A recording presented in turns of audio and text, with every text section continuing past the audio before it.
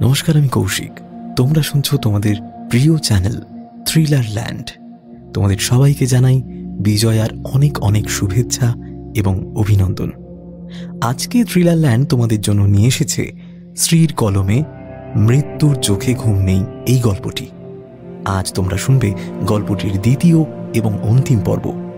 আজকের গল্প পাঠে রণদীপ, অন্যান্য চরিত্রে তমাল, ইন্দ্রনীল, ইভান, আসঞ্জন, অস্মিতা, বর্ণিশা, রক্তিম, অভ্র ও রণদীপ। তাহলে শুরু করছি আজকের গল্প মৃত্যুর চোখে ঘুম নেই।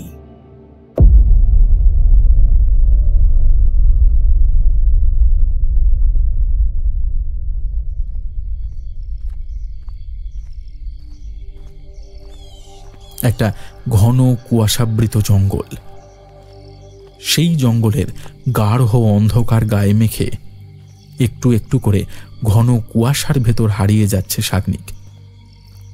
পেছন থেকে রুদ্র অনেকবার ডাক দেয়, শাগনিক, শাগনিক, কিন্তু শাগনিক যেন ওর কোনো কথাই শুনতে পায় না। ধীরে ধীরে কুয়াশার ভেতর মিলিয়ে যায় শাগনিকের আবছা অবয়ব। হঠাৎ সামনের দৃশ্যপট যেন মুহূর্তে পরিবর্তিত হয়ে যায়। সেই ঘন জঙ্গল, সেই আবছা অন্ধকার, কুয়াশার আস্তরণ সব যেন আচমকাই মুছে যায়। তার জায়গায় একটু একটু করে একটা অন্য দৃশ্যপট ফুটে উঠতে শুরু করে। একটা বিস্তীর্ণ গ্রাম, ছোট ছোট সারি সারি ঘর। কোনো কোনো ঘরের সামনের দাওয়ায় দু একজন করে লোক বসা। লোকগুলোর মুখ কেমন যেন ভাবলেশহীন, চোখের দৃষ্টি অদ্ভুত, নিশ্চল, শূন্য। সেসব কিছু ছাড়িয়ে কোথায় যেন একটা এগিয়ে চলেছে রুদ্র। বেশ কিছুটা দূরে একটা গাছের গুঁড়িতে হেলান দিয়ে এক বৃদ্ধ বসে আছেন। লোকটার আকৃতি মাঝারি ধরনের, চ্যাপ্টা নাক, চোখগুলো ছোট ছোট, গায়ের রং হালকা শ্যামলা। বয়সের ভারে লোকটার মুখের চামড়া ঝুলে গেলেও চেহারা দেখে কিন্তু এখনো বেশ শক্তিশালী বলেই মনে হয়। রুদ্রর দিকে তাকিয়ে হাত নেড়ে কি যেন বলে চলেছে লোকটা, কিন্তু লোকটার একটা কথাও কানে পৌঁছায় না ওর। আবারও বদলে যাচ্ছে দৃশ্যপট। আবার আবার সেই জঙ্গল, সেই কুয়াশা মাখা নিশ্ছিদ্র ঘন অন্ধকার। রুদ্রর শরীরের ভিতর কি যেন একটা প্রবল অস্বস্তি হচ্ছে। নিঃশ্বাস নিতে ভীষণ ভীষণ কষ্ট হচ্ছে ওর। মনে হচ্ছে ওর নিঃশ্বাস যেন এক্ষুনি বন্ধ হয়ে আসবে। বিছানার উপর ধরফর করে উঠে বসে রুদ্র। এতক্ষণ কি তার স্বপ্ন দেখছিল? একটু ধাতস্থ হয়ে বিছানার পাশে রাখা মোবাইলটা তুলে নেয় সে। 4:28 বাজছে, মানে ভোর হয়ে এসেছে। শাগনিক সত্যিই কাল সারা রাত হোটেলে ফেরেনি। এমনিতেই যা খামখেয়ালি, না জানি অচেনা পাহাড় জঙ্গলে সারা রাত কোথায় কোথায় ঘুরে বেড়াচ্ছে।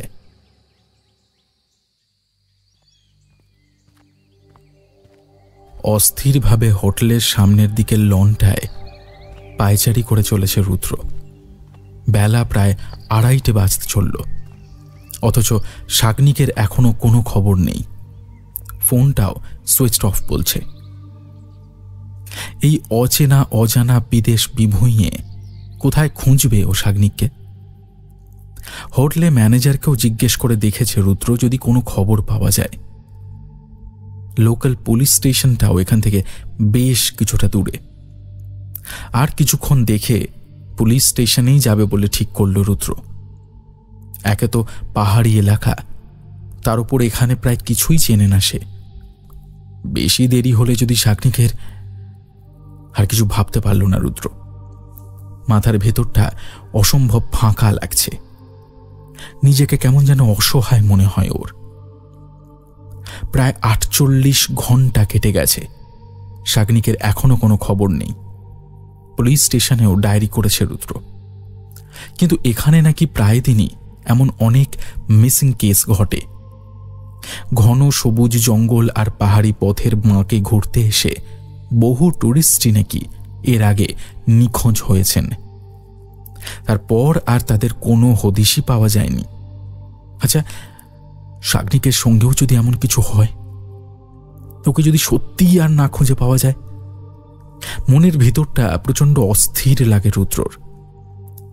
একটা মুহূর্ত যেন দীর্ঘ কয়েক বছরের মতো মনে হয় ওর। মাঝে একবার শাগনিকদের অফিসের চিফ রিপোর্টার, কি যেন নাম, হ্যাঁ অনিমেষ সরকারের ফোন এসেছিল। শাগনিক নাকি বিকল্প নাম্বার হিসাবে যোগাযোগের জন্য ভদ্রলোকের কাছে রুদ্রর নাম্বারই রেখে গেছিল। অনেকবার ট্রাই করেও যখন শাগনিকের ফোন পাওয়া যায়নি, তখন রুদ্রকেই ফোন করেছিলেন তিনি। কিন্তু রুদ্রর মুখে সবটা শুনে অদ্ভুত গম্ভীর হয়ে যান মিস্টার সরকার। তারপর একটু থেমে থেমে বলেন, আমারই ভুল, জানো তো, আমারই ভুল। পাঁচটা জলজান্ত ছেলে মেয়ে উধাও হয়ে যাওয়ার পরও আমার শিক্ষা হয়নি। প্রথমটায় অনিমেষ সরকারের কথার ইতিবৃত্তান্ত কিছুই বুঝতে পারেনি রুদ্র। পরে অনিমেষ সবটা খুলে বলাতে একটু একটু করে পুরো বিষয়টা স্পষ্ট হয় ওর কাছে। ওর মনের ভেতর পুরনো ভয়টা আবার জাঁকিয়ে বসতে চায়। বারবার মনে হয় যদি সত্যি শাগনিককে আর না খুঁজে পাওয়া যায়। সকাল থেকে রুদ্র শুধু এ প্রান্ত থেকে ও প্রান্ত ঘুরে বেরিয়েছে। মনের দুদণ্ডের জন্যেও শান্তি নেই ওর। মন খুলে কারোর সঙ্গে যে দুটো কথা বলবে সেই উপায়টুকুও নেই। বাড়িতে ওর মায়ের হাই প্রেশার, বাবা হার্টের রোগী। হঠাৎ করে ফোনে এই খবর শুনলে কি যে রিয়াকশন হবে বলা মুশকিল। তাই বাড়ি থেকে ফোন আসলে মনটা আরও তটস্থ হয়ে থাকছে রুদ্রর। খুব সাবধানে মেপে মেপে কথা বলতে হচ্ছে। চঞ্চল মনে রুমের বাইরের ব্যালকনিতে হাঁটাহাঁটি করছিল রুদ্র। বারবার শাগনিকের কথাগুলো মনে পড়ে যাচ্ছে ওর। এই তো সেই দিনই এইখানে এই ব্যালকনিটাই দাঁড়িয়ে কত ইয়ার্কি করছিল ছেলেটা। আর আজকে ও বাবু আব শায়দ লौट के नहीं आएगा साहब। কখন যেন হোটেলের একটা বেয়ারা পেছনে এসে দাঁড়িয়েছে। হাতে রুম সার্ভিসের টুকিটাকি জিনিসটা ধরে রয়েছে সে। সেগুলো রাখতে রাখতেই ভাঙা হিন্দিতে কথাটা বলে লোকটা। লোকটার কথায় আঞ্চলিক টান স্পষ্ট। এখানে সাধারণত কেউ খুব একটা হিন্দি বলে না, তবে ইদানিংকালে টুরিস্টদের প্রয়োজনে হোটেলের মালিক আর কর্মচারীরা হিন্দিটা মোটামুটি রপ্ত করার চেষ্টা করেছে। বেয়ারাটার কথা শুনে প্রথমটায় একটু চমকেই ওঠে রুদ্র। লোকটা ওকে লক্ষ্য করে আবার বলে, ও জঙ্গল जिसको पुकारे ও लौट के ना आता है साहब। রুদ্র কিছুটা বলতে যাচ্ছিল লোকটাকে, কিন্তু লোকটা ওর উত্তরের অপেক্ষা না করেই ঘরের বাইরে হাঁটা দেয়। লোকটা ঘর থেকে বেরিয়ে যেতেই হঠাৎ একটা কথা মনে পড়ে যায় রুদ্রর। আরে আরে এই লোকটার সঙ্গেই তো সেদিন দুপুরে কথা বলছিল শাগনিক। লোকটার নাম সাংমা। কাছেই একটা গ্রামে ওর বাড়ি। তবে ওর সঙ্গে কথা বলে বিশেষ কিছুই লাভ হয়নি রুদ্রর। অনিমেষ সরকার যেমনটা জানিয়েছিলেন, অর্থাৎ শেষবার শাগনিকের ওই জঙ্গলে যাবার সম্ভাবনার কথা, তার বেশি এই লোকটাও কিছু বলতে পারেনি। শাগনিক নাকি লোকটার কাছে ওই জঙ্গল সম্পর্কেই জিজ্ঞাসা করছিল। তবে পরিবর্তে লোকটা রুদ্রকে সেই ভয়ঙ্কর অদ্ভুত রহস্যময় জঙ্গলকে নিয়ে গড়ে ওঠা এক বিচিত্র কাহিনী শুনিয়েছে। ये कहानी बरसों पुरानी है साहब। हिंदुस्तान में तब अंग्रेज का जमाना था। অতঃপর লোকটা ভাঙা ভাঙা হিন্দিতে যা বলে তার সারমর্ম অনেকটা এরকম। ভারতীয়দের শিক্ষা, সংস্কৃতি, জীবনযাত্রার পাশাপাশি ধর্মীয় বিশ্বাসের ওপরেও তখন বিদেশি ছোঁয়া লাগতে শুরু করেছে। দেশের বিভিন্ন প্রান্তে খ্রিশ্চান মিশনারিগুলোর ধর্ম প্রচার শুরু হয়েছে। ভারতবর্ষের বিভিন্ন প্রান্তের সহজ সরল আদিবাসী জীবনচর্চায় অভ্যস্ত মানুষগুলোর জীবনেও এর প্রভাব এসে পড়েছিল। বলা বাহুল্য, গারো উপজাতির লোকেরাও এর থেকে বাদ যায়নি। গারোদের ঐতিহ্যবাহী ধর্মের নাম ছিল সংসারেক। তাদের পূজা পদ্ধতি খানিকটা হিন্দু ধর্মাবলম্বীদের মতোই ছিল। সনাতনী মতে এদের প্রধান দেবতার নাম তাতারা রাবুকা। কিন্তু বিদেশি ধর্ম বিস্তারের ফলস্বরূপ গারোদের মধ্যে অনেকেই নিজেদের সনাতন সংসারিক ধর্ম ত্যাগ করে খ্রিশ্চান ধর্মে দীক্ষিত হতে শুরু করে। সেই সময়েই এই জঙ্গলের কোথাও একটা চার্চ গড়ে ওঠে। তারপর বেশ কিছু বছর কেটে যায়। একদিন হঠাৎ কি একটা কারণে গারোদের কোনো কোনো গ্রামে মড়ক দেখা দিতে শুরু করে। এর ফলে এক শ্রেণীর গারোদের মধ্যে একটা অদ্ভুত বিশ্বাসের জন্ম হয়। অনেকে মনে করতে শুরু করে যে নিজেদের ধর্ম ছেড়ে অন্য ধর্মে ধর্মান্তরিত হওয়ায় দেবতা রুষ্ট হয়েছেন এবং সেই কারণেই হয়তো এই মড়ক দেখা দিয়েছে। দেবতাকে তুষ্ট করার উপায় হিসাবে আদিবাসীদের মধ্যেই কোনো একটা নেতৃস্থানীয় লোক বিধান দিল যে শিশু বলির আয়োজন করতে হবে এবং সেই বলির জন্য যে পরিবারকে নির্বাচন করা হবে তাদেরকেই উৎফুল্ল মনে সন্তানকে উৎসর্গ করতে হবে এবং কোনো প্রকার শোক প্রকাশ করলে মহাপাপ হবে, দেবতা আবারও রুষ্ট হবেন। তবে সেই লোকটি নাকি আরও একটা শর্ত দিয়েছিল। বলেছিল বলি উৎসর্গের সময় কারুরই উপস্থিত থাকা চলবে না, নইলে ঘোর অমঙ্গল হবে। সেই প্রধান শ্রেণীর লোকটির কথা মতোই গ্রামবাসীরা প্রতি মাসের বিশেষ একটি তিথিতে নিজেদের শিশু সন্তানকে দেবতার তুষ্টির জন্য উৎসর্গ করতে শুরু করলেন। এই কাহিনীর সুবিধার্থে এইটা বলে রাখা প্রয়োজন যে যখনকার কথা বলা হচ্ছে তখন পাহাড়ি উপজাতি শ্রেণীর মধ্যে নরবলি প্রথা কিন্তু অত্যন্ত সাধারণ একটি ব্যাপার ছিল। কিন্তু তবুও গ্রামের পরিবারগুলো সবসময়ই ভয়ে ভয়ে থাকত যে কখন কার পালা আসবে। তবে দিন সবসময় সমান যায় না। একদিন এক গারো রমণী কিছুতেই তার সদ্যজাত শিশুকে দেবতার কাছে উৎসর্গ করতে রাজি হল না। কিন্তু গ্রামবাসীরা তা শুনবে কেন? দেবতার নিয়মের বাইরে যে কেউ নয়। জোর করে তার সন্তানকে তার থেকে ছিনিয়ে নেওয়া হলো। রমণীটি গ্রামবাসীদের সবাইকে অনেক বোঝানোর চেষ্টা করল যে দেবতা তো পরম দয়াময়, তিনি কি কোনো শিশুর রক্তে তুষ্ট হতে পারেন? কিন্তু কেউ তার কথা শুনল না। নিজের বাচ্চাকে হারিয়ে মেয়েটি পাগলের মতো হয়ে গেল। সে সারা দিন গ্রামের এ প্রান্তে সে প্রান্তে ঘুরে বেড়ায়, কেউ তার খোঁজ রাখে না। একদিন হঠাৎ সেই অর্ধোন্মাদ মেয়েটি গ্রামবাসীদের কাছে এসে এসে এক অদ্ভুত খবর শোনায়। বলে আদপে তাদের দেবতা মানে রাবুগার কাছে নাকি কোনো বলি উৎসর্গ করা হয় না। দেবতার তুষ্টির জন্য বলির ব্যাপারটা নাকি পুরোটাই একটা মিথ্যে, একটা বানানো গল্প। প্রথমটায় মেয়েটার কথায় কেউ বিশ্বাস করে না। সবাই ভাবে যে সন্তানের শোকে বুঝি তার মাথা খারাপ হয়ে গেছে। কিন্তু আবারও বলির দিন উপস্থিত হলে কয়েকজন অতি উৎসাহী গ্রামবাসী নিষেধ বার্তা অমান্য করেই চুপি চুপি দেবতার বলি গ্রহণ দেখতে যায় এবং দেখতে গিয়েই তারা বুঝতে পারে যে সেই মেয়েটির কথা এক বর্ণও মিথ্যে নয়। সত্যি সত্যি তাদের দেবতার কাছে কোনো বলি উৎসর্গ করা হলো না। ব্যাপারটা জানাজানি হতেই গ্রামবাসীরা সবাই মিলে সেই প্রধান লোকটি যে প্রথম বলির কথা বলেছিল এবং যে কিনা নিজেই বলির আয়োজন করত তার ওপরে চড়াও হলো। লোকটাকে একটু চাপ দিতেই আসল সত্যিটা জানা গেল। লোকটা নাকি আসলে বাচ্চাগুলো নিয়ে ফাদার গ্যাব্রিয়েলের কাছে পৌঁছে দিত। এই ফাদার গ্যাব্রিয়েল ছিলেন লোকাল চার্চটার পাদ্রী। তবে এখন কেউ কেউ বলে গ্যাব্রিয়েল হয়তো আসল পাদ্রী ছিলেন না, কোনোভাবে আসল ফাদারকে হত্যা করে বা কোনোভাবে সরিয়ে তার জায়গা নিয়েছিলেন মাত্র। ফির ক্যা হুয়া? কিছুটা ঘোর লাগা গলাতেই জিজ্ঞেস করে রুদ্র। সাংমার ক্লান্ত চোখ দুটোতে নরম একটা হাসির আভা খেলে যায়। फिर और क्या होना था साहब, वही हुआ जो शायद ही कभी होना चाहिए था। उस आदमी से गांव वालों को पता लगा कि वो जो फादर थे वो भगवान की नहीं बल्कि साक्षात शैतान का पूजा करता था।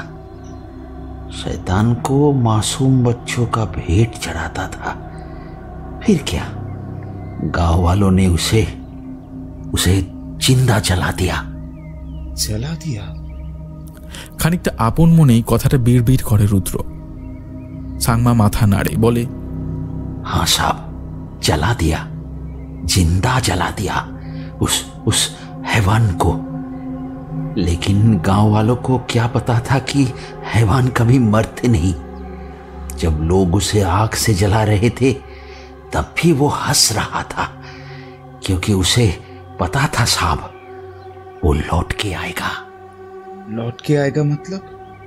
সাংমা খানিক থামে, তারপর বলে, वो मरा नहीं है साहब, वो आज भी जिंदा है। फादर जिंदा है साहब। उसका शक्ति का अंदाजा किसी को भी नहीं था। उसने साक्षात शैतान को अपने अंदर पाया था, और शैतान कभी मरते नहीं साहब, बस शरीर बदलते हैं। সাংমা আরও বলে, আজও নাকি ফাদার গ্যাব্রিয়েলের দূষিত শয়তানি আত্মার মুক্তি ঘটেনি। চার্চ প্রাঙ্গণের সীমানা অতিক্রম করে রহস্যময়ী জঙ্গলের আনাচে কানাচে মিশে আছে তাদের অস্তিত্ব। তাই তো ওই জঙ্গলে কেবল বাতাসের শব্দ ছাড়া জীবিত কোনো প্রাণীর ডাক শোনা যায় না। তবে জঙ্গলের সেই বাতাসেও মিশে আছে শয়তানের বিষাক্ত নিঃশ্বাস। ওই জঙ্গল যাকে একবার ডাকে সে আর ফিরে আসে না। তবে এর থেকেও ভয়ঙ্কর বিষয় হলো, ঠিক কারা কারা কখন যে সেই অভিশপ্ত চার্চের শিকারে পরিণত হয়েছে তা বোঝা খুব দুষ্কর। হয়তো গ্রামবাসীদের মধ্যে জনকোলাহলের ভিড়েই লুকিয়ে আছে সেই শয়তানের দূতরা। তাদের বাইরের রূপটা সেই আগের মানুষটার মতোই থাকে, শুধু তাদের ভেতরে ভেতরে জন্ম নেয় পুঞ্জীভূত অন্ধকার। শয়তানের মূর্তিমান কৃতদাসে পরিণত হয় তারা। নিজেদের ওপর আর তাদের কোনো নিয়ন্ত্রণ থাকে না। সভ্য জগৎ থেকে একটা একটা করে নতুন শিকারকে টেনে নিয়ে যায় তারা। তারপর সেই অভিশপ্ত চার্চ প্রাঙ্গণের অন্ধকার জগতে স্বাগত জানায় তাদের। লোকটার কাছ থেকে সবটা শোনার পরেও একটাও মন্তব্য করেনি রুদ্র। এই মানসিক পরিস্থিতিতে প্রচলিত কোনো পাহাড়ি লোকবিশ্বাস বা কুসংস্কার নিয়ে তর্ক করার মতো ইচ্ছে বা সাধ্য কোনোটাই ছিল না ওর। যদি আমাদের এই কাহিনীতে অদ্ভুত এক বাঁক এসে উপস্থিত না হতো, তবে হয়তো সাংমার মুখে শোনা এই পুরো গল্পটাই রুদ্রর স্মৃতি থেকে চিরতরে মুছে যেত। একটা একটা করে নিশ্চল দিন কেটে যাচ্ছে, কিন্তু শাগনিকের কোনো খবরই পাওয়া যাচ্ছে না। এভাবে অনিশ্চয়তাকে সঙ্গী করে কতদিনই বা সেখানে পড়ে থাকবে তা নিজেও জানে না রুদ্র। বাড়িতেই বা কি অজুহাত দেবে সে? সত্যি এসব প্রশ্নের কোনো উত্তরই নেই রুদ্রর কাছে। সে শুধু এটুকু জানে যে ওর ছোট ভাই, ওর ছোটবেলার সব থেকে ভালো বন্ধুটা সে হারিয়ে গেছে। তার সঙ্গে কি হয়েছে, কোথায় সে গেছে, কিচ্ছু জানে না রুদ্র। কিন্তু এই প্রশ্নগুলোর উত্তর না পাওয়া অবধি এখান থেকে সে কোথাও যাবে না, কিছুতেই না। সারা দিনের ক্লান্তি আর দুশ্চিন্তায় কখন যেন ভোরের দিকে চোখটা লেগে গিয়েছিল রুদ্র। আবারও সেই একই জঙ্গল, সেই কুয়াশা মাখা নিশ্ছিদ্র ঘন অন্ধকার, সেই একই দৃশ্য। ঘন কুয়াশার মধ্যে দিয়ে শাগনিকের হেঁটে চলা। রুদ্র পেছন থেকে অনেকবার ডাক দেয় ওকে, কিন্তু ও যেন কোনো কথাই শুনতে পায় না। ধীরে ধীরে কুয়াশার ভেতর দিয়ে মিলিয়ে যাচ্ছে শাগনিকের আবছা অবয়বটা।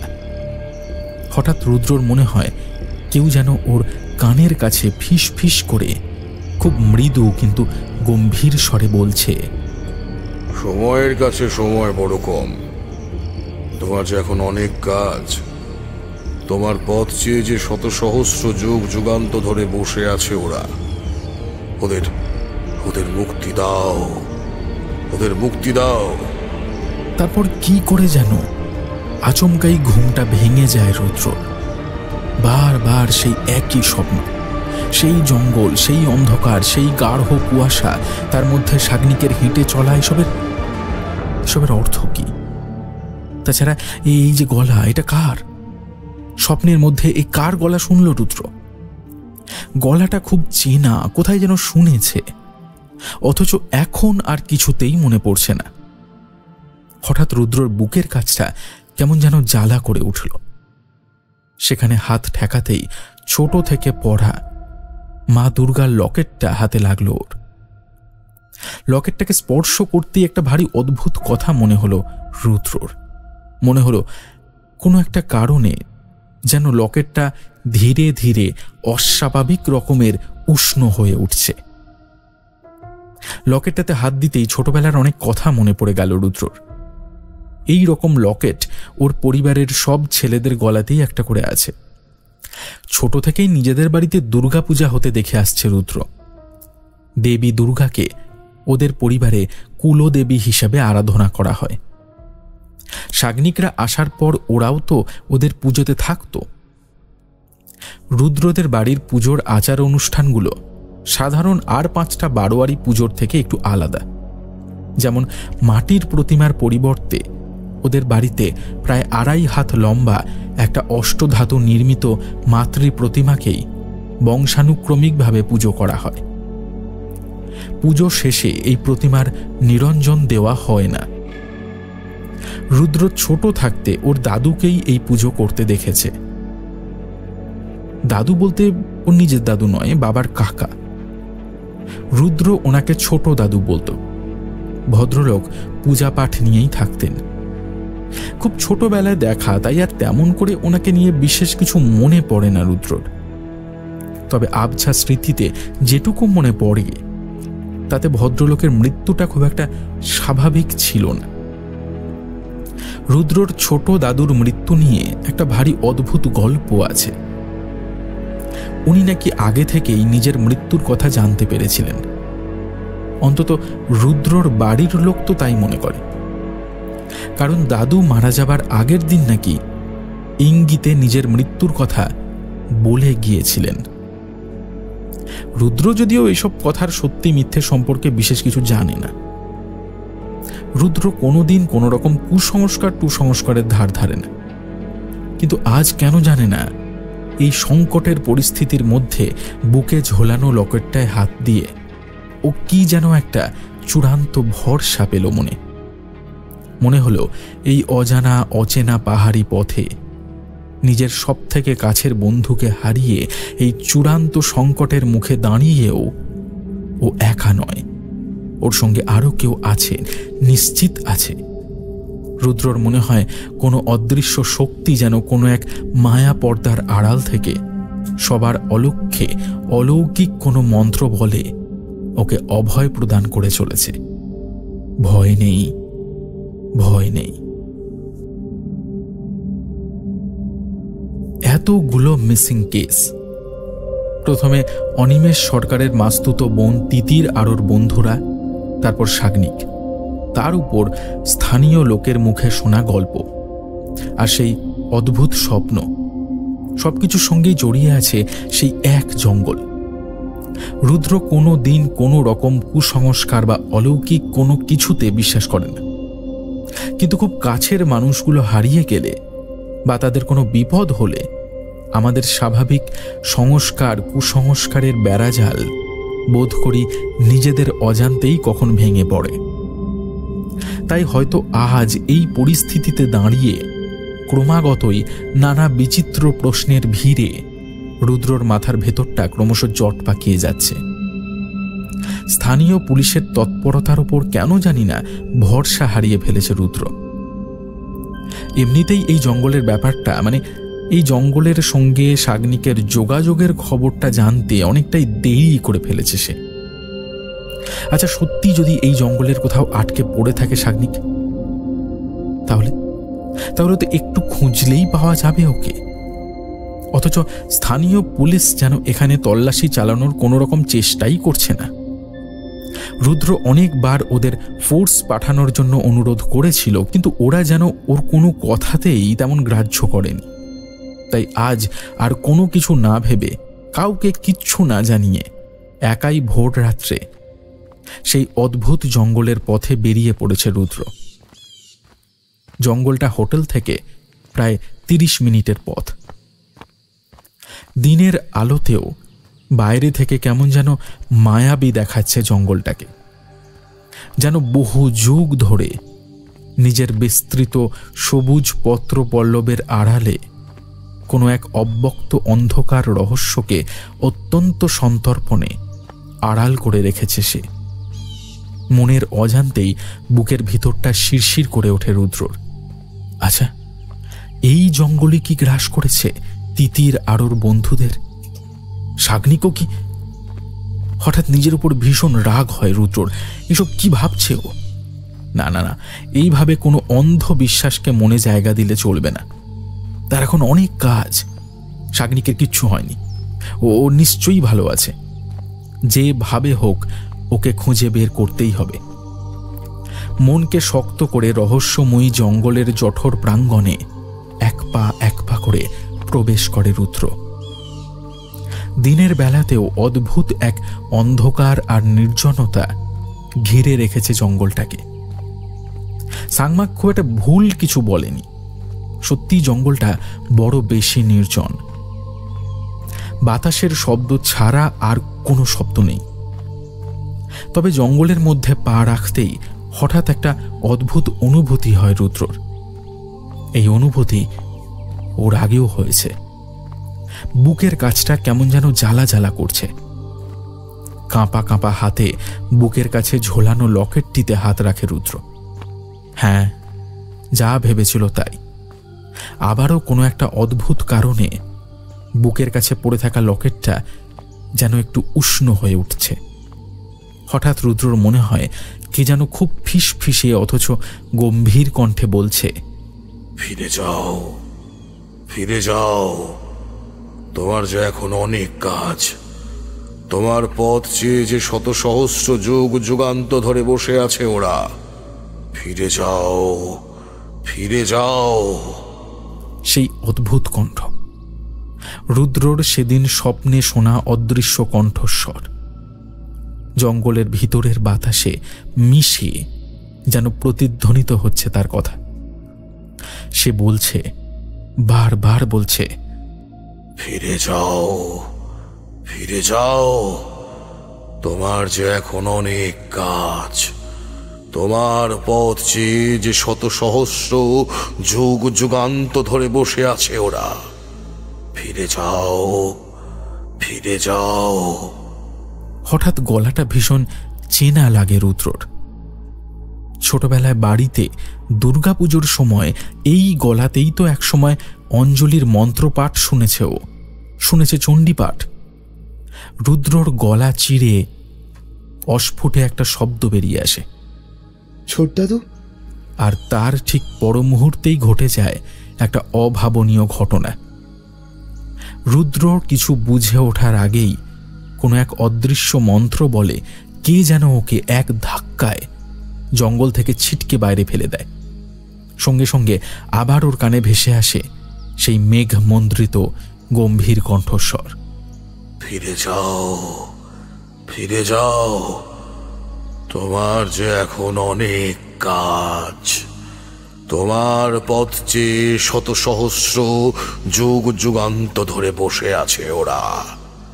ফিরে যাও, ফিরে যাও। একটু আগে জঙ্গলের ভিতর যা কিছু হলো আপাত দৃষ্টিতে তার কোনো ব্যাখ্যাই খুঁজে পায় না রুদ্র। আচ্ছা, সব কিছুই কি ওর শুধুমাত্র চিন্তাচ্ছন্ন মস্তিষ্কের অলীক কল্পনা মাত্র? তাহলে ওই ধাক্কাটা ওটা কি ছিল? তবে ওটা কি কোনো রকমে পা পিছলে জঙ্গলের বাইরে গড়িয়ে এসেছে সে? রুদ্রর মনের ভিতরটা কেমন যেন অস্থির হয়ে ওঠে। কি মনে করে জঙ্গলের ভিতরে না গিয়ে ও আবারও হোটেলের পথ ধরে। এইসব নানা কথা ভাবতে ভাবতে অন্যমনস্কভাবে হোটেলের লবি থেকে অলস ভঙ্গিতে হেঁটে আসছিল রুদ্র। হঠাৎই সামনে থেকে হোটেল ম্যানেজারকে হম্বিতম্বি করে ছুটে আসতে দেখে থমকে দাঁড়ায় সে। ওকে দেখে স্থানীয় ভাষার টানযুক্ত আধভাঙা হিন্দি ইংরাজি মিশিয়ে ম্যানেজার যা বলে তার বাংলা তর্জমা করলে মোটামুটি এরকম দাঁড়ায়, যে আপনি কাল সকাল থেকে কাউকে না জানিয়ে কোথায় চলে গিয়েছিলেন? আপনার মালপত্র তো সব দেখলাম ঘরেই আছে, আপনি চেক আউটও করেননি। কোথাও গেলে বেয়ারা বা কাউকে একটু বলে যাবেন। আসলে বুঝতেই পারছেন, এদিকে এইভাবে ট্যুরিস্টদের মিসিংয়ের বদনাম আছে, তার উপর আপনারা যদি এরকম করেন তাহলে তো আমাদের ব্যবসা একেবারে লাটে উঠে যাবে। আমি তো আর কিছুক্ষণ দেখে আপনার কোনো হদিশ না পেলে অগত্যই পুলিশেই খবর দিতাম। ম্যানেজারের কথার বিন্দু বিসর্গও মাথায় ঢোকে না রুদ্রর। এসব কি বলছে লোকটা? লোকটার কি মাথা খারাপ হয়ে গেল নাকি? ও তো সবে আজ এই সকালেই বেরিয়েছিল। কিন্তু সে কথা এদের বলতেই ম্যানেজার যেন কেমন অদ্ভুত ভঙ্গিতে ওর দিকে তাকায়। রুদ্র অবাক হয়ে দেখে হোটেলের লবিতে দাঁড়ানো রিসেপশনিস্ট সহ কয়েকজন ট্যুরিস্টও ওর দিকে অবাক হয়ে তাকিয়ে আছে। কি আশ্চর্য, এরা এরকম অদ্ভুতভাবে তাকিয়ে আছে কেন ওর দিকে? হঠাৎ একটা অদ্ভুত সন্দেহের বীজ দানা বাঁধে রুদ্রর মনে। কেমন একটা চাপা অস্বস্তিতে ভরে ওঠে রুদ্রর মন। কোনো মতে ম্যানেজারের কথার কিছু একটা দায়সারা উত্তর দিয়ে ত্রস্ত পায়ে দৌড়ে নিজের ঘরে চলে আসে সে। ঘরে ফিরেই কি মনে হতে কাঁপা কাঁপা হাতে পকেট থেকে মোবাইল ফোনটা বের করে রুদ্র। বেরোনোর পর একবারও মোবাইল ফোনটা খুলে দেখেনি সে। এবার মোবাইলের স্ক্রিনটা অন করতেই মাথার ভেতরটা কেমন যেন ফাঁকা হয়ে যায় তার। মোবাইল স্ক্রিনের ওয়ালপেপারে জলজল করছে আজকের তারিখটা, 9 জানুয়ারি। অর্থাৎ সকালে রুদ্রর বেরোনো আর ফিরে আসার মধ্যে কোনো এক অদৃশ্য জাদু মন্ত্র বলে গোটা একটা দিন এগিয়ে গেছে তারিখটা। মাত্র কয়েক ঘন্টার ব্যবধানে রাতারাতি একটা গোটা দিন কেটে যাওয়া। কিছুতেই কিছু মাথায় ঢোকে না রুদ্রর। মাথার ভেতরটা কেমন যেন ভোঁ ভোঁ করছে তার। ধপ করে বিছানার এক প্রান্তে বসে পড়ে সে। একটা বিস্তীর্ণ গ্রাম, সারি সারি ছোট ছোট ঘর। কোনো কোনো ঘরের সামনের দাওয়ায় দু একজন করে লোক বসা। লোকগুলোর মুখ কেমন যেন ভাবলেশহীন, চোখের দৃষ্টি অদ্ভুত নিশ্চল আর শূন্য। অবিকল সেই স্বপ্নে দেখা দৃশ্যটারই যেন পুনরাবৃত্তি ঘটছে। অবশ্য এখন আর কোনো কিছুতেই আশ্চর্য লাগে না রুদ্রর। গত কয়েকদিনের মধ্যে ঘটে যাওয়া একের পর এক প্রায় সমস্ত ঘটনাই তো ব্যাখ্যার অতীত। কাল যখন হোটেল রুমে বিধ্বস্তের মতো বসেছিল রুদ্র, তখন সাংমা নামক সেই রুম সার্ভিসের ছেলেটা আবার এসেছিল। লোকটা কেমন যেন শূন্য দৃষ্টিতে তাকিয়েছিল ওর দিকে। কিছু বলবে কিনা জিজ্ঞেস করায় ভাঙা ভাঙা হিন্দিতে লোকটা বলেছিল, अभी भी यकीन ना करोगे साहब कि वो जंगल कोई आम जंगल ना है। हमें मालूम है आप शायद वही गए थे, पर आप सही सलामत लौटे कैसे साहब? अभी नीचे जो हुआ हमने देखा, आप बहुत डरा डरा सा लग रहे थे साहब। क्या हुआ साहब? ওই দুর্বল মানসিক পরিস্থিতিতে কেন জানে না অচেনা অজানা একটা লোককে আগাগোড়া সমস্ত ঘটনাই খুলে বলে ফেলেছিল রুদ্র। হয়তো কিছুটা ঝোঁকের বসেই কথাগুলো বলে দিয়েছিল সে। লোকটা কিন্তু সবটা শুনেও একটুও অবিশ্বাস করেনি ওকে। রুদ্রর কেমন একটা ভরসা তৈরি হয়েছিল লোকটার উপর। রুদ্র অবাস্তব কোনো কিছুর অস্তিত্বেই বিশ্বাসী নয়, কিন্তু এই সমস্ত ব্যাখ্যা এর কারণ কি? যুক্তিগ্রাহ্য কোনো বিষয় দিয়ে এর সমাধান করা যায় কিনা তা রুদ্রর জানা ছিল না। পরিবর্তে রুদ্রর কেবল একটাই কথা মনে হচ্ছিল যদি সত্যিই অলৌকিক কোনো কিছু থাকে তবে তার থেকে মুক্তির উপায়ও নিশ্চয়ই আছে। কি মনে হতে রুদ্র সেই লোকটাকেই জিজ্ঞেস করেছিল কথাটা। সামা প্রথমে উত্তর দেয়নি, কিন্তু তারপর কি একটা ভেবে নিয়ে বলেছিল, वो तो हम ना जानते हैं साहब। ठीक है, जिसे मालूम है हम आपको उसी के पास ले जाएंगे। আর তাই আজ সকালেই লোকটার সঙ্গে বেরিয়ে পড়েছে রুদ্র। বিষয়টা সত্যিই বড় অদ্ভুত। অজানা এক পাহাড়তলিতে এক অচেনা লোকের সঙ্গে না জানি কোন অনির্দিষ্টের পথে হেঁটে চলেছে ও। অথচ রুদ্রর কাছে বিকল্প কোনো উপায়ও নেই। ওর বিশ্বাস আর অবিশ্বাসের দোলাচলের বাঁধটা এখনো নিজের কাছেই কেমন যেন ঠুনকো হয়ে এসেছে। তাই তো স্বপ্নে দেখা সেই গ্রামের সঙ্গে আজকের এই গ্রামের এত মিল দেখেও আর বিশেষ আশ্চর্য লাগে না ওর। উল্টে কেমন যেন মনে হয় হয়তো এইবারেই সঠিক পথে চলেছে সে। যেতে যেতে কি মনে হতে রুদ্র একবার সাংমাকে জিজ্ঞেস করেছিল, अच्छा हम तो जंगल से लौट के आए हैं तो तुम्हें डर नहीं लगा? সাংমা বোধহয় ওর কথাটা প্রথমে ভালো করে বুঝতে পারেনি, তাই অবাক হয়ে পাল্টা জিজ্ঞেস করেছিল, डर? कैसा डर साहब? अरे तुमने कहा था ना उस जंगल से कोई लौट के नहीं आता, और जो कोई उस जंगल का शिकार बनता है उसे देख के मालूम नहीं चलता। तो तुम्हें कैसा मालूम कि मेरे साथ वैसा कुछ नहीं हुआ? मालूम तो कुछ भी ना है साहब, मगर हम इतने दिनों से यहाँ है, शायद इसीलिए अब गलती नहीं होता। कैसे समझाए साहब? बस इतना सोच लीजिए कि शैतानी शक्ति का कुछ अलग ही मौजूदगी होता है। जिसे पता चलना होता है उसे सब पता होता है साहब। আর কিছু বলেনি লোকটা। রুদ্রও এই ব্যাপারে রাস্তায় একটা কথাও আর বলেনি। কিছুক্ষণ হাঁটার পর গ্রামের একেবারে শেষ প্রান্তে এসে উপস্থিত হয় ওরা। দূর থেকে একটা লোককে দেখা যাচ্ছে। একটা গাছের গুঁড়িতে হেলান দিয়ে বসে আছে লোকটা। আর একটু এগোতেই ধীরে ধীরে লোকটার অবয়ব স্পষ্ট হয়ে ওঠে। লোকটার আকৃতি মাঝারি ধরনের, চ্যাপ্টা নাক, চোখ দুটো ছোট ছোট, গায়ের রং হালকা শ্যামলা। বয়সের ভারে লোকটার মুখের চামড়া ঝুলে পড়েছে, কিন্তু চেহারা দেখে এখনো বেশ শক্তিশালী মনে হয়। লোকটাকে দেখে যেন হঠাৎ চমকে ওঠে রুদ্র। নিজের অজান্তেই কেমন একটা হালকা শিহরণ খেলে যায় ওর সারা শরীরে। সেই গাছ, সেই বৃদ্ধ লোক, এই লোকটাকেই তো স্বপ্নে দেখেছিল সে। যদিও ওর নিজের অবচেতন মস্তিষ্কে হয়তো ঠিক এই লোকটাকেই আশা করেছিল, কিন্তু এখন সামনে থেকে দেখে মুহূর্তের জন্য হলেও চমকে ওঠে রুদ্র। বৃদ্ধ লোকটার চোখের দৃষ্টি অদ্ভুত শূন্য, কেমন যেন ভাবলেশহীন মুখে আপন মনেই বসেছিল সে। সাংমা এগিয়ে গিয়ে কি যেন বলতে থাকে সেই বৃদ্ধকে। রুদ্র একটু দূরেই দাঁড়িয়েছিল।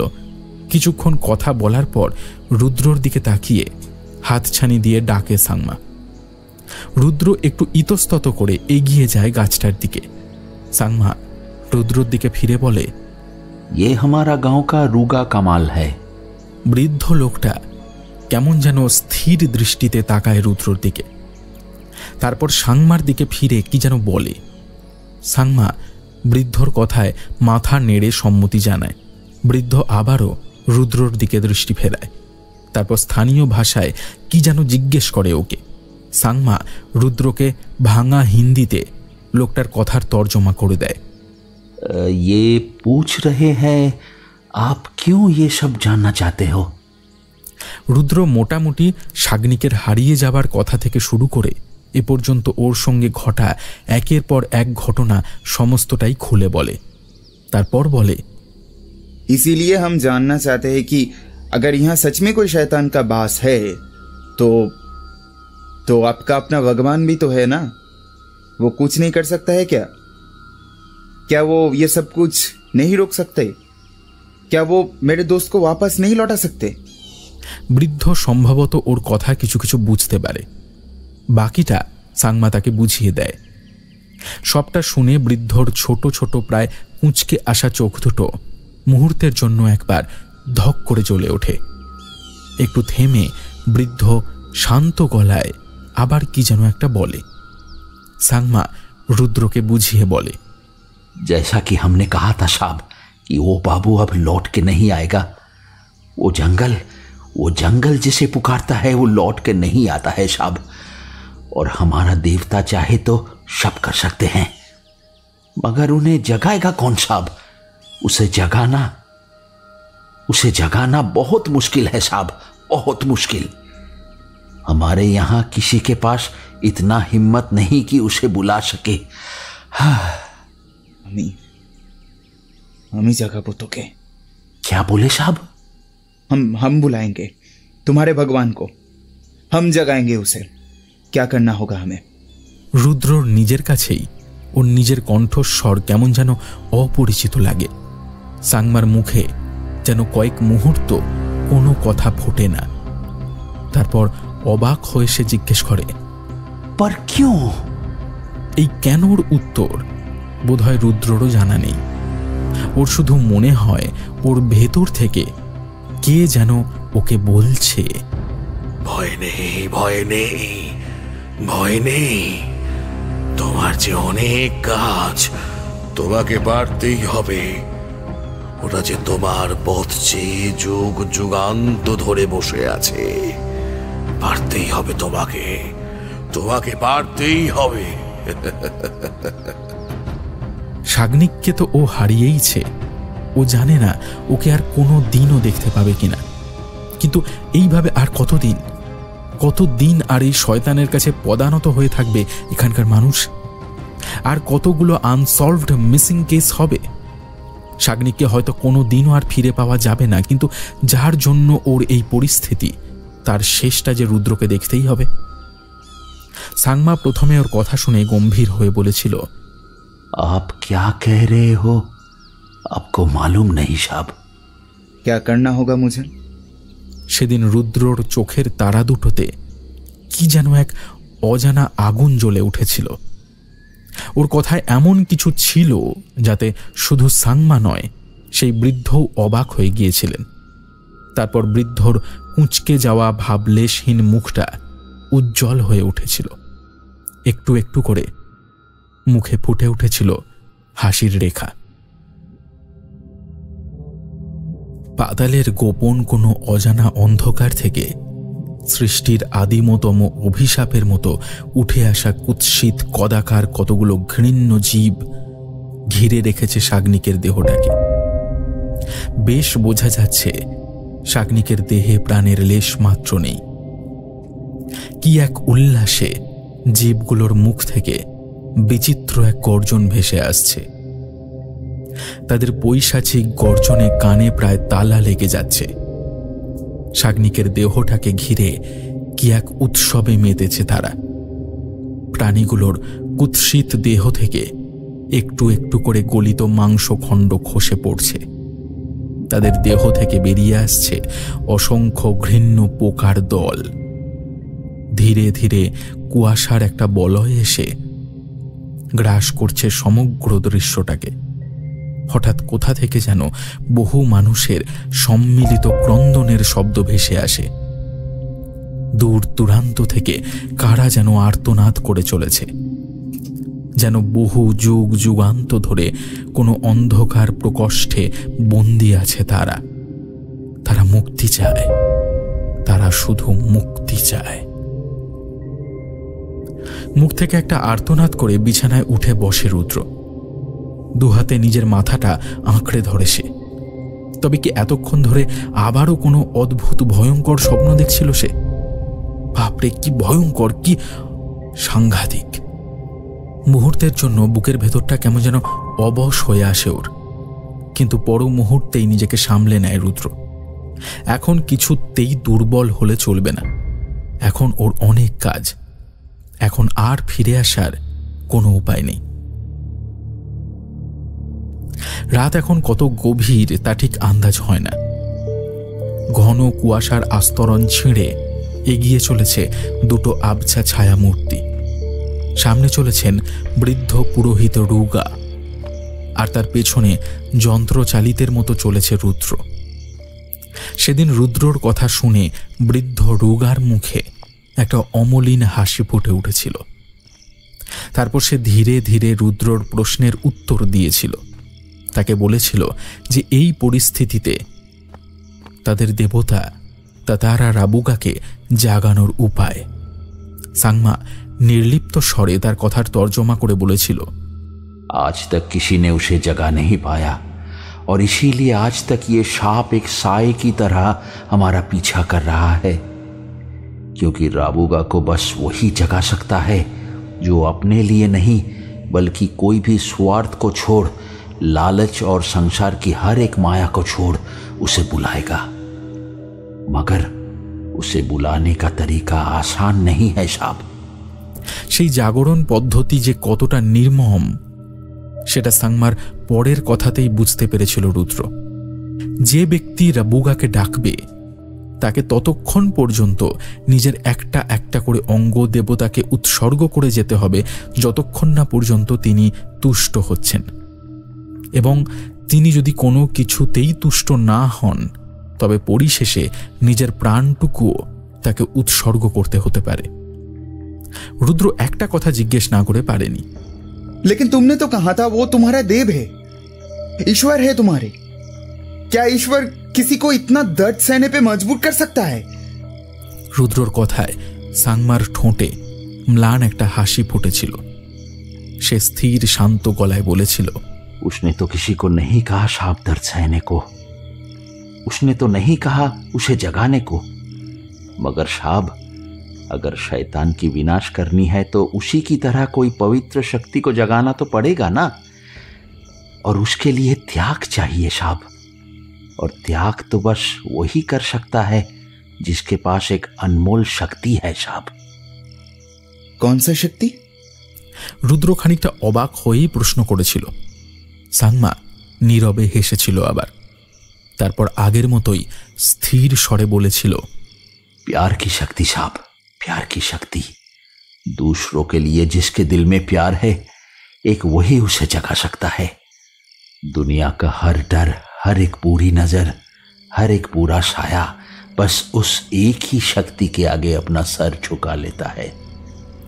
সাংমা বারবার সাবধান করেছিল রুদ্রকে, কিন্তু সবটা জেনেও নিজের সিদ্ধান্তে অবিচল ছিল রুদ্র। ওর দৃঢ়তা দেখে বৃদ্ধ রুগাও সম্মত হয়েছিলেন ওকে সাহায্য করতে। তবে এই সাধনার কতগুলো শর্ত আছে। প্রথমত, এই আচার অনুষ্ঠান সম্পূর্ণটাই পালিত হবে রাতের অন্ধকারে, সেই অভিশপ্ত জঙ্গলের ঠিক মাঝখানে। প্রচুর বাধা বিপত্তি আসবে, কিন্তু পুজো থামালে বা ভয় পেয়ে উঠে গেলে হবে না। না হলে শুধু যে ব্যক্তি এই সাধনায় বসেছে তার নয়, সমগ্র জনপদটার ঘোরতর অমঙ্গল হবে। নেমে আসবে আরও ভয়াল কোনো বিভৎস অভিশাপ। দ্বিতীয়ত, এই পুজোতে রুদ্র আর বৃদ্ধ ছাড়া তৃতীয় কোনো ব্যক্তি উপস্থিত থাকতে পারবে না, এবং আজ রুদ্র সফল বা বিফল যাই হোক না কেন, এমনকি আজকের এই ক্রিয়াতে যদি ওর মৃত্যুও হয়, তবেও ওর এই আত্মত্যাগের কথা কোনো দিন কেউ জানতে পারবে না। তৃতীয় এবং সবথেকে গুরুত্বপূর্ণ শর্ত, এই পুজোয় অংশগ্রহণ করার আগে উৎসর্গকারীকে একটা বিশেষ তরল পান করতে হবে।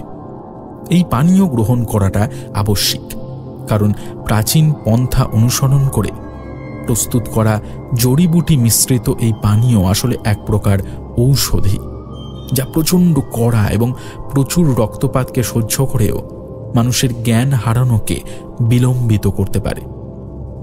তাছাড়া পুজোর জন্য যা যা উপকরণ প্রয়োজন সেগুলো বৃদ্ধ নিজেই নিয়ে আসবেন।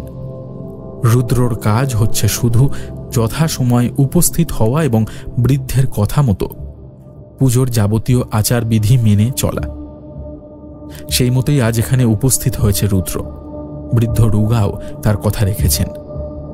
এ কাজে প্রাণ সংশয় হতে পারে জেনেও তিনি এসছেন রুদ্রকে সাহায্য করতে, কারণ তিনি জানেন রুদ্র যা করছে তা ও নিজের জন্য করছে না, এবং সবটা জেনে বুঝে ও যা করতে চলেছে সেটা করার সাহস সবার মধ্যে থাকে না। নিশ্ছিদ্র গাঢ় অন্ধকার পথ অতিক্রম করে ধীরে ধীরে কুয়াশাচ্ছন্ন সেই রহস্যময়ী জঙ্গলে প্রবেশ করে ওরা। আজ এই অরণ্যের বুকে গাঢ় অন্ধকার, কুয়াশা আর অদ্ভুত এক নির্জনতা মিশিয়ে যেন এক বিচিত্র প্রেক্ষাপট তৈরি হয়েছে। আজ আর কোনো অস্বাভাবিক কিছুর অনুভূতি হয় না রুদ্রর মনে।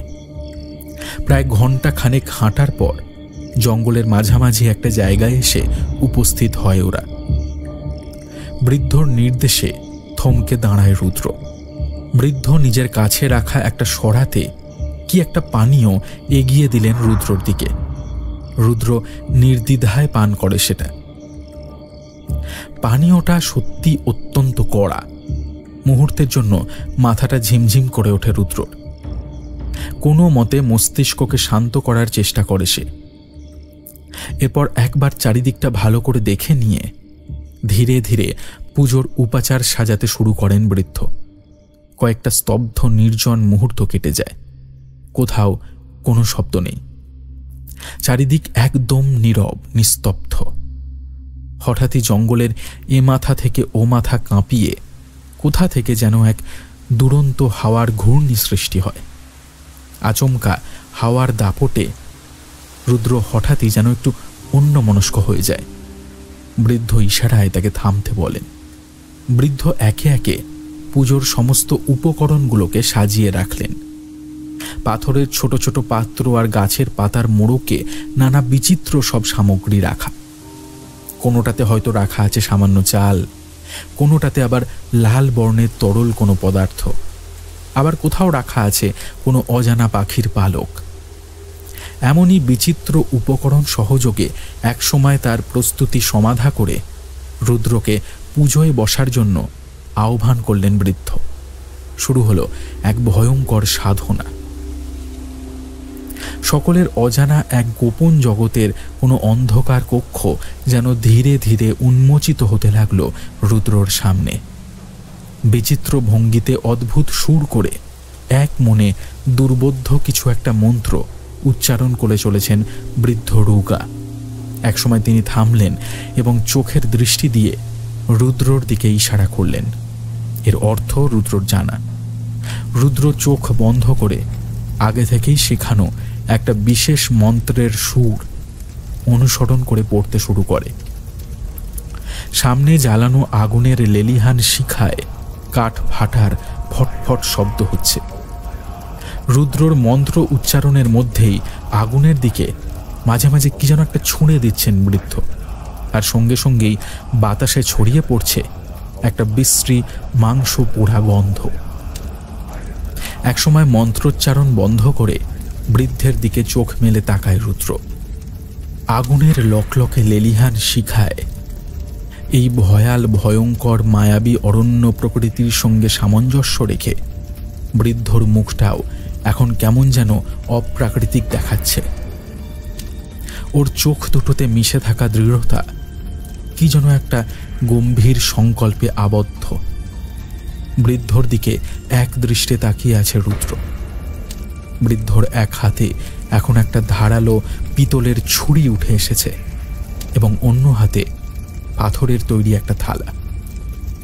সে দুটোকে সে কাঁপা কাঁপা হাতে রুদ্রর দিকে এগিয়ে দেয়। এখন তার পরবর্তী কর্তব্য যে ঠিক কি তা রুদ্রর জানা। ওই পাথরের থালাটাকে মাটিতে রেখে তার উপর এগিয়ে দেয় নিজের একটা হাত। তারপর চোখ বন্ধ করে একটা বিশেষ সুর অনুসরণ করে আগের মন্ত্রটাই এক মনে উচ্চারণ করতে থাকে সে। তারপর এক সময় পিতলের ধারালো ছুরিটা ধীরে ধীরে ওর ডান হাতে উঠে আসে। মাত্র কয়েকটা মুহূর্তের ব্যবধান। তারপর সেই ধারালো ছুরির এক আঘাতে মুহূর্তে ছিন্ন হয়ে যায় রুদ্রর বাম হাতের তর্জনীটা। প্রচণ্ড একটা যন্ত্রণায় ওর গলা চিড়ে একটা আর্তনাদ বেরিয়ে আসতে যায়। কোনো রকমে দাঁতে দাঁত চেপে সেটাকে সংবরণ করে সে। মন্ত্রোচ্চারণ অব্যাহত রাখে। কাটা জায়গাটা থেকে টপ টপ করে অঝোর ধারায় অনবরত রক্ত পড়ছে, কিন্তু সেদিকে যেন কোনো ভ্রুক্ষেপই নেই রুদ্র। এক মনে চোখ বন্ধ করে বিড়বিড় করে কি যেন বলে চলেছে সে। হঠাৎই রুদ্রর মনে হলো সমগ্র জঙ্গল জুড়ে যেন একটা প্রবল আলোড়ন সৃষ্টি হয়েছে। পায়ের নিচের মাটি কার যেন উন্মত্ত তাণ্ডব নৃত্যে মুহুর্মুহু কেঁপে উঠছে। কাদের প্রলয়ঙ্কারী অট্ট হাসিতে সমস্ত সংসার জগৎ যেন রসাতলে যেতে বসেছে। চারিদিক থেকে ছুটে আসছে বিভৎস অন্ধকারের অধিবাসীর দল। তারা যেন তাকে ঘিরে মহাপ্রলয় নৃত্য শুরু করেছে। বিশ্রী এক আষ্টে দুর্গন্ধে চারিদিক ক্রমশ ভরে উঠছে। নিঃশ্বাস নিতেও যেন ভীষণ কষ্ট হচ্ছে। তার সঙ্গে সমস্ত চরাচর জুড়ে কি যেন একটা প্রচণ্ড হুঙ্কার আকাশে বাতাসে প্রতিধ্বনিত হচ্ছে। কিন্তু এত সব কিছুর মধ্যেও নিজেকে যথাসম্ভব স্থির রাখার চেষ্টা করে রুদ্র, কারণ ও জানে এমনটা তো হওয়ারই কথা, এটা তো হবেই। এই প্রচণ্ড মহাপ্রলয়ের মধ্যেও মন্ত্রপাঠ অক্ষুণ্ণ রেখে আবার সেই পিতলের ছুরি তুলে ধরে রুদ্র। এবার মধ্যমা। আবারও একটা অসহ্য যন্ত্রণায় রুদ্রর সারা শরীরটা যেন অবশ হয়ে আসতে চায়। ফিনকি দিয়ে রক্ত এসে ছিটকে পড়ে পাথরের থালায়। কালো পাথরের নিটোল থালাটা এখন কালচে তরলে ভিজে উঠছে। রুদ্রর যেন এখন কোনো দিকেই আর কোনো হুঁশ নেই। ও বেশ বুঝতে পারছে কারা যেন ওকে লক্ষ্য করে এগিয়ে আসছে। হয়তো এই মুহূর্তে ঠিক ওর পেছনেই দাঁড়িয়ে আছে কোনো ভয়াল ভয়ঙ্কর মূর্তিমান বিভীষিকা। তার বিষাক্ত নিঃশ্বাসের স্পর্শ যেন রুদ্রর সূক্ষ্ম অনুভূতিতে এসে ধরা পড়ছে। কিন্তু না, তবুও থামলে চলবে না। একটার পর একটা দীর্ঘ মুহূর্ত কেটে যায়। ধীরে ধীরে বাঁ হাতের বুড়ো আঙুল এবং কনিষ্ঠাও বাদ যায়। প্রচণ্ড যন্ত্রণায় রুদ্রর সারা শরীর ধীরে ধীরে অবশ হয়ে আসছে।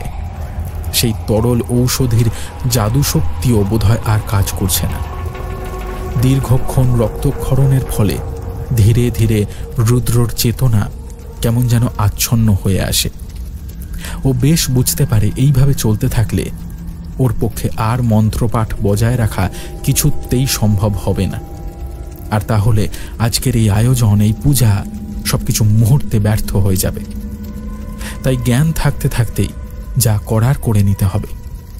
কয়েক সেকেন্ডের মধ্যে কি করতে হবে সেটা স্থির করে নেয় রুদ্র। হয়তোবা দেবতারও তাই ইচ্ছে। বেশ, তবে তাই হোক। আর দেরি করে না রুদ্র। ক্ষীণ কণ্ঠে বিড়বিড় করে একবার শেষবারের মতো মন্ত্রটা উচ্চারণ করে কাঁপা কাঁপা হাতে ডান হাতে কোনো মতে উঁচু করে তুলে ধরে সেই রক্তাক্ত ছুরিটাকে। তারপর চোখ বন্ধ করে মুহূর্তে নিজের বুক লক্ষ্য করে সজোরে বসিয়ে দিতে যায় সেটা। আর ঠিক সেই সময়ে একটা প্রচণ্ড উজ্জ্বল চোখ ধাঁধানো আলোয় ঢেকে যায় সারা জঙ্গল। সমস্ত অন্ধকার যেন নিমেষে কোথায় উধাও হয়ে যায়। ঘটনার আকস্মিকতায় কিভাবে যেন রুদ্রর হাত থেকে সজোরে ছিটকে পড়ে উদ্যত ছুরিটা। প্রচণ্ড যন্ত্রণায় ধীরে ধীরে অবশ হয়ে আসে রুদ্রের সারা শরীর। তারপর একসময় নিজের অজান্তেই কখন যেন মাটিতে লুটিয়ে পড়ে ওর অচৈতন্য দেহটা। এরপর আর কিচ্ছু মনে নেই রুদ্রর। শুধু শেষবারের মতো চোখের পাতা দুটো বন্ধ হয়ে আসার আগে ওর মনে হয় কোনো এক অজানা কারণে মাটির বুকে প্রবল এক আলোড়ন সৃষ্টি হয়েছে। যেন বহু দূর থেকে কার পদধ্বনি শোনা যাচ্ছে। তবে কি শেষ পর্যন্ত তার ঘুম ভাঙল? তবে কি তিনি আসছেন?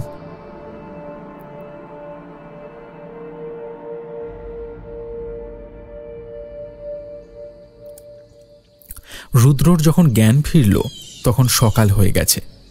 জ্ঞান ফিরেই রুদ্র দেখল বৃদ্ধ রুগা ওর বুকের উপর ঝুঁকে বসে আছেন। ওর জ্ঞান ফিরতেই বৃদ্ধর মুখে একটা অমলিন হাসির রেখা ফুটে উঠল। চেতনা একটু ফিরতেই অবাক হয়ে গেল রুদ্র। ওর শরীরের কোথাও এখন আর এক ফোঁটাও যন্ত্রণা নেই। তবে কি ওর জ্ঞান এখন সম্পূর্ণ ফেরেনি? এসব ভাবতে ভাবতেই হঠাৎ রুদ্রর চোখ গেল নিজের বাঁ হাতের দিকে। আর সেদিকে চোখ যেতেই অবাক বিস্ময়ে বাক রুদ্ধ হয়ে গেল সে। হেউ, কি সম্ভব? কাল রাত্রে নিজের হাতে যে আঙুলগুলোকে কেটে ফেলেছিল সে, সেখানে এখন কোনো রকম কোনো ক্ষতচিহ্ন বা রক্ত তো দূরে থাক, সামান্য আঁচড়ের দাগটুকু নেই। কোনো এক অলৌকিক জাদু মন্ত্র বলে কাটা আঙুলগুলো আবার কিভাবে যেন জোড়া লেগে গেছে। এ কিভাবে সম্ভব? তবে কি কাল রাত্রে যা কিছু ঘটেছে তা সবটাই রুদ্রর দেখা কোনো ভ্রম ছিল? সবটাই কি তার ভীত অসুস্থ মস্তিষ্কের অলীক কল্পনা মাত্র? কিন্তু তা কি করে সম্ভব? সেই যন্ত্রণা, সেই অসহ্য যন্ত্রণা, সেই ভয়, সেই আতঙ্ক, বিভীষিকা, সেই ভয়াল তাণ্ডব সবকিছুই তো খুব স্পষ্ট মনে আছে তার। ভয়, আতঙ্ক, যন্ত্রণা সব অনুভূতি তো এখনো রন্ধ্রে রন্ধ্রে তীব্রভাবে জীবন্ত হয়ে আছে তার। কিন্তু এক চমকের ঘোর কাটতে না কাটতেই আর এক চমকিত হওয়ার পালা। জঙ্গলের ভেতরটা এখন পাখিদের কলতানে মুখরিত হয়ে আছে। কিন্তু সাংমা যে বলেছিল এই জঙ্গলে পাখির ডাক শোনা তো দূর, বাতাসের শব্দ ছাড়া আর কোনো জীবন্ত প্রাণীর স্পন্দন শোনা যায় না। তাছাড়া রুদ্র যেটুকু মনে পড়ছে তাতে ও যখন আগের বার সকালে অল্প সময়ের জন্য এখানে এসেছিল তখনও তো ও কোনো শব্দ শুনতে পায়নি। আর কাল রাত্রেও অদ্ভুত নিস্তব্ধ ছিল জঙ্গলটা। এক রাতের মধ্যে কি এমন ঘটে গেল? তবে কি সত্যিই তার ঘুম ভেঙেছিল? রুদ্রের ডাকেই কি তিনি এসেছিলেন? কথাটা ভাবতেই রুদ্রর সারা শরীরে অদ্ভুত এক শিহরণ খেলে যায়। ধরফর করে উঠে বসে সে। রোগা বোধ করি ওর মনের এই ভাবটা আন্দাজ করেই স্মিত হাসলেন। তিনি সত্যি সত্যি এসেছিলেন তিনি? রুদ্রর কথায় রোগা কি বুঝলেন কে জানে, তবে সম্ভবত ওর কথায় বিস্ময়ের ঘোরটা আন্দাজ করেই মৃদু মাথা নাড়লেন তিনি। তারপর এক বিশেষ ভঙ্গিতে দেবতা রাবৌগার উদ্দেশ্যে ধন্যবাদ জানালেন বৃদ্ধ। রোগা এখন এক দৃষ্টে রুদ্রর দিকেই চেয়ে আছেন, তার মুখে কৃতজ্ঞতার হাসি। রুদ্র অবাক বিস্ময়ে আর একবার ওর বাঁ হাতের দিকে তাকাতেই আবারও দেবতার উদ্দেশ্যে ধন্যবাদ জানানোর ইশারা করলেন বৃদ্ধ। রোগা কি বলতে চাইছেন? তবে কি দেবতা তুষ্ট হয়েছেন? রাবৌগার কৃপাতেই রুদ্র কি আবার সুস্থ হয়ে উঠেছে? রুদ্রর মাথা থেকে বিস্ময়ের ঘোরটা কিছুতেই কাটতে চায় না। হঠাৎই নিজের গলায় ঝোলানো লকেটটার দিকে নজর পড়ে রুদ্রর। তবে কি রাবৌগা নন, বরং কুলদেবীর আশীর্বাদেই আজও রক্ষা পেয়েছে। কথাটা মাথায় আসতেই রুদ্রর ঠোঁটের কোণায় একটা হালকা হাসি খেলে যায়। এসব কি ভাবছে ও? ঈশ্বর মানে তো সর্বশক্তিমান শুভ শক্তির এক অনন্য প্রকাশ। নির্দিষ্ট কোনো রূপ বা নামে তার কি পরিচয় হয়? সে যে বিশাল, সে যে অফুরান, অনন্ত। পবিত্র হৃদয়ে সঠিক নিষ্ঠা দ্বারা তাকে যে নামেই ডাকা হোক না কেন, যে পন্থাতেই ডাকা হোক না কেন, তিনি ঠিক রক্ষা করবেন, তিনি ঠিক সাড়া দেবেন। তার স্বরূপ যে প্রকৃতির সর্বত্র বিরাজমান। অবশেষে বহু যুগের অভিশাপ মোচন হল। এই জঙ্গল আজ অভিশাপ মুক্ত। যুগ যুগ ধরে বয়ে চলা শয়তানের করাল নিঃশ্বাসের বিষাক্ত প্রবাহ থেকে অবশেষে মুক্তি পেয়েছে এই অরণ্য। পাহাড়ের বুকের এই নির্মল প্রকৃতি আজ আবার তার পুরনো স্নিগ্ধতায় ফিরে গেছে। শত সহস্র যুগ ধরে অন্ধকারের অনন্ত অতল স্পর্শী গহ্বরে থাকা বন্দি আত্মারা আজ মুক্তি পেয়েছে। শাগ্নিকও কি তবে মুক্তি পেয়েছে আজ? তবে কি সত্যি এই জাগতিক পৃথিবীর যাবতীয় মায়াবন্ধনকে উপেক্ষা করে অসীম মহাবিশ্বের কোথাও গিয়ে আশ্রয় নিয়েছে সে? নিজের অজান্তেই রুদ্রর চোখের কোল বেয়ে দুফোঁটা জল নেমে আসে। সুদূর বিস্তৃত জঙ্গলের ডালপালার চাঁদোয়ার আস্তরণ ছাড়িয়ে রুদ্রর দৃষ্টি যায় নীল আকাশটার দিকে। সেখানে এখন ছোট ছোট মেঘেদের ভেলা ভেসে বেড়াচ্ছে। শাগ্নিক একদিন পাহাড় কিনতে চেয়েছিল। ঘন অরণ্য এবং তীব্র নিঃসঙ্গতাকে সঙ্গী করে মাথার কাছে আকাশ আর এই বিপুলা পৃথিবীর মাঝখানে থেকে যেতে চেয়েছিল সে। তবে কি শাগ্নিকের প্রার্থনা আজ পূর্ণ হয়েছে? রুদ্রর সঙ্গে আর হয়তো কোনো দিনও দেখা হবে না শাগ্নিকের, অথবা হবে, হয়তো আজ নয়, এই রূপে নয়, অন্য কোনো দিন অন্য কোনো রূপে। এই মহাবিশ্বের বুক থেকে কোনো দিন কোনো কিছুই হারিয়ে যায় না। আমাদের চোখ এই সংসারের এক মায়াজালে আবদ্ধ থাকায় আমরা দেখতে পাই না, এই যা। কিন্তু হারায় না কোনো কিছুই। যা কিছু হারায় তা আবারও ফিরে আসে, বারে বারে ফিরে আসে। আজ এই জঙ্গলের বুকে যা কিছু ঘটে গেল তা হয়তো রুদ্র আর বৃদ্ধ রুগা ছাড়া আর কেউ জানতে পারবে না। সৃষ্টির অভিশাপ মোচনে রুদ্রর মতো এমন কত না জানি সহস্র মানুষের অবদান বিস্মৃতির পাতায় চির অধরা থেকে যায়। তারা মাঝে মাঝেই থাকে চিরকাল, অথচ তাদের কেউ চেনে না, তাদের কথা কেউ জানে না। শুধু আজকের এই জঙ্গল, এই নীলাভ আকাশ, এরাই স্মৃতির নীরব সাক্ষী হয়ে যুগের পর যুগ থেকে যায়।